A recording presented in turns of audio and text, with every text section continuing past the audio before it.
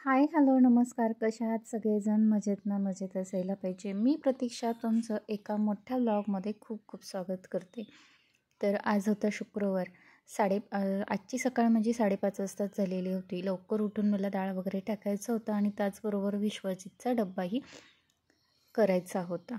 तर आज होतं आमच्या गावाकडे सवासणी. म्हणजेच आमच्या गावची अशी पद्धत आहे की अमावास्येला आमच्या सवासणी करतात. परंतु ह्यावेळेस सुतक वगैरे असल्यामुळं हा शुक्रवार ठरवून सगळ्या गावाच्या सवासणी आजच होत्या. मग आम्हीही आजच घालायचं ठरवलं. तर बाहेर रात्री खूप पाऊस असा पडलेला होता, त्याच्यामुळं थंड थंड वातावरण होतं. मी एकीकडे वांगं भाजायला ठेवलं होतं, कारण पटकन असं वांग्याचं भरीत चपाती मी त्याला करून देणार होते. तर इथे कुकर वगैरे लावल्यानंतर मग मी लगेचच वांगं भाजून घेतलं आणि गॅस बंद करून पीठ मळून घ्यावं म्हटलं. तर मी थोडंसंच पीठ मळणार आहे. त्याच्यापुरतं 1-2 चपात्याचं पीठ मळून घेणार आहे आणि मग नंतर बाकीचं पीठ वगैरे मळण्यात येतं. परंतु एवढ्या सकाळ सकाळ सगळंच पीठ मळून घेत नाही. 1-2 चपात्याचं पीठ मळून ठेवते आणि त्याला चपाती आणि वांग्याचं भरीत वगैरे बनवून देणार आहे. तर आमच्या गावची पद्धत अशी असते की अमावास्येला सगळ्या गावाचा सवासणीचा कार्यक्रम असतो. मग बाईला आणि मला, म्हणजेच माझ्या सासूबाईंना आणि मला गावाकडे जायचं होतं. तर इथं मी छान असं कांदा कोथिंबीर वगैरे टाकून त्याच्यासाठी भरीत वगैरे करून घेतलं होतं. त्याला शाळेत पाठवलं आणि मग नंतर डाळ शिजली तोपर्यंत चहा वगैरे घेतला आणि पुरण वगैरे परतायला घेतलं.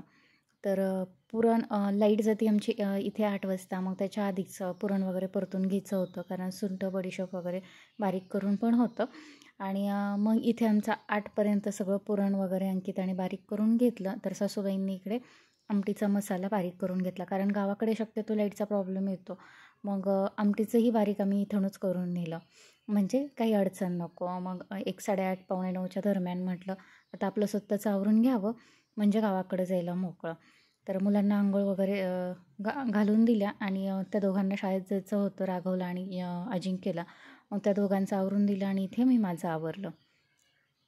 परंतु त्या दोघांनाही आमच्याबरोबर गावाकडे यायचं होतं. त्यांचं आवरलं, शाळेचे कपडे वगैरे घातले होते. परंतु इथे अजिंक्यचं मला नाडीगोडी लावायचं काम चाललेलं आहे. त्याला गावाकडे यायची खूप इच्छा होती, परंतु स्कूल असल्यामुळं मी त्या दोघांनाही नेलं नाही. आणि पाऊसही झालेला होता. मग पाऊस झाला की गावाकडं खूप चिकचिक होती. तर पिशवीमध्ये सगळं सामान वगैरे भरलं आणि आम्ही गावाकडे, मी आणि बाई निघालो.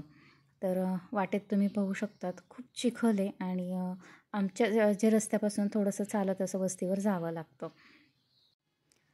तर आम्ही दोघीजणी शेतात चालत निघालो. तर चालत असताना खूप छान असं वातावरण झालेलं होतं. आभाळ आलेलं होतं आणि सगळीकडे हिरवं हिरवं असं वातावरण झालेलं होतं. तर ही आमचीच गुरं होती आणि ती चरण्यासाठी बांधलेली होती. तर चलता चलता मी एक झाडाचं गुलाबाचं फूल तोडलं आणि गेलं की म्हटलं पटकन केसामध्ये माळून घ्यावं. तर फूल खूप छान होतं. फूल म्हटलं की पटकन केसात लावावं असं वाटतं.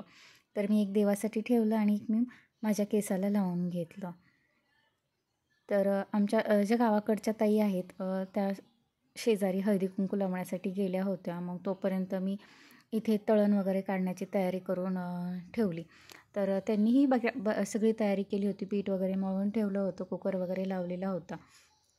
मग इथे माझा नंबर तळण काढण्याकडं आला आणि ताई आणि बाई दोघीजणी पोळ्या लाटण्यासाठी चुलीवर पोळ्या लाटत होत्या. तर मी इथे पटकन असं तळण काढून घेणार आहे आणि एकीकडं मी गॅसवर गुळवणी करण्यासाठी पाणीही गरम करून ठेवलेलं होतं. तर आम्हाला हा स्वयंपाक सगळा 12-12:15पर्यंत आवरायचा असतो, कारण 12-12:30च्या आसपास सगळ्या बायका तिथं जेवण्यासाठी जमतात.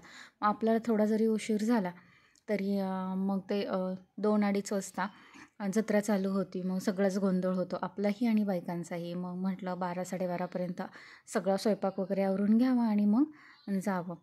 तर इथे छान अशा कुरडया फुलत होत्या. मग ते कुरडया, पापड, भजे वगैरे हे सगळं तळण काढून घेतलं आणि गावाकडचं वातावरण जरा आभाळ आलेलं होतं, त्याच्यामुळं ते हे होईल, लूज पडेल, त्याच्यामुळं मी त्याच्यामध्ये पातेल्यामध्ये टाकलं आणि वरनं झाकून ठेवलं, कारण ते थोड्या वेळाने डब्यात भरायचंच होतं, पण गरम गरम भरायला नको म्हटलं. तर त्यानंतर भजे वगैरे करून घेतले आणि असं पातेल्यावर तळण काढलेलं होतं आणि भांडे वगैरे घासून चहा वगैरे मांडला. तर इथे माझ्या सासूबाई, ताई आणि माझ्या आज्जा सासूबाई ह्या सगळ्याजणी मिळून चुलीवरती पोळ्या करत होत्या. मग माझं आतलंही आवरलं होतं. चहा वगैरे आम्ही सगळ्यांनीच घेतला आणि चहा वगैरे घेतल्यानंतर मग नैवेद्य वगैरे भरण्यासाठी बाईंना सांगितलं आणि मग मी पोळ्या वगैरे भाजून घेतल्या.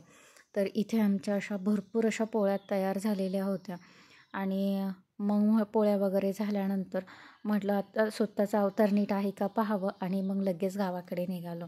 मग आरशामध्ये मी पाहिलं आणि म्हटलं चला ठीक आहे. मग आम्ही गावाकडे गेलो. तर तोपर्यंत ताईंनी टोपली वगैरे भरून ठेवलेली होती. म्हणजे दुर्डीमध्ये आपल्याला जे जे गावाकडं न्यायचं आमटी, गुळवणी, कुरडई, पापड, भात वगैरे हे सगळं असं भरून घेतलं होतं. आणि ताईंनी दुर्डी घेतली आणि मी हातामध्ये असं दोघींनी थोडं थोडं ओझं घेतलं आणि निघालो. तर आमच्या मळ्यापासून म्हणजे आम्ही जे वस्तीवर राहतो तिथून 1 ते 1.5 किलोमीटर अंतरावर हे देवीचं मंदिर आहे. मग बाईंनी आणि ताईंनी दोघींनी पूजा करून घेतली आणि नंतर मी दर्शन वगैरे घेतलं. तर जेवण वगैरे झाल्यानंतर अर्धा तास बसलो आणि 2:30 वाजता अशा पद्धतीमध्ये आमच्या गावची यात्रा निघाली. प्रत्येक मंदिराच्या समोर असं थोडासा त्यांचा कार्यक्रम होतो आणि ही गावची यात्रा साजरी होते. तर चला नक्की कंटिन्यू करा.